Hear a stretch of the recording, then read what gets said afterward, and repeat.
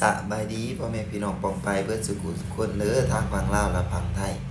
ก็คือมื้อนี้บ่าวตอกมีข่าวดีสิมาเว้าสู่ทุกคนฟังเนาะก็คือบ่าวตอกไล่งานน่ะเด้อพ่อแม่พี่น้องทางฝั่งไทยเอ้ยไล่งานเฮ็ดงานร้านน้องพ่อแม่พี่น้องเฮ็ดงานร้านเฮ็ดปูเฮ็ดปลานี่แหละเกี่ยวกับอาหารปลาทะเลปลาน้ำจืดก็มื้อแรงสิลงงานมื้อแรกเนาะพ่อแม่พี่น้องเนาะ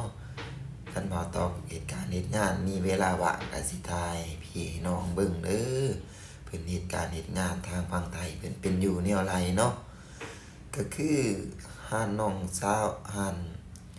ที่น้องสาวบ่ตอเฮ็ดงานนี่ล่ะเจ้เพิ่นใจดีใจดีแหล้วพ่อแม่พี่น้องน้องสาวว่าคนงานเต็มก็ไปเว้าสู่เจ้ฟังว่าพี่ชายหั้นหางานทำสิเป็นเดือนน่ะบ่ได้งาน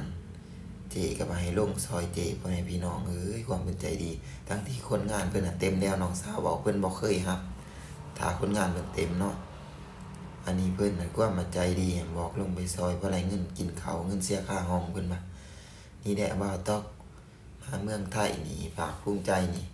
ขอว่าได้ยินหลายๆคนเพิ่นเว้านะเอาลงเฟซลงไลน์คนไทยนี่เพิ่นเป็นคนมักเฮ็ดบุญพ่อแม่พี่น้องเอ้ยแล้วก็ ใจกว้างขวางคือสีอันนี้คือเจ้านี่เจ้าสีจ้างพอสมมุติว่าคนงานก็เต็มแล้วเฮาสิไปเสียหลายๆไปเฮ็ดอิหยังมีหยังดีขึ้นนั่นน่ะแต่ว่ามื้อนี้มาแจ้งข่าวดีพ่อแม่พี่น้องเอ้ยก็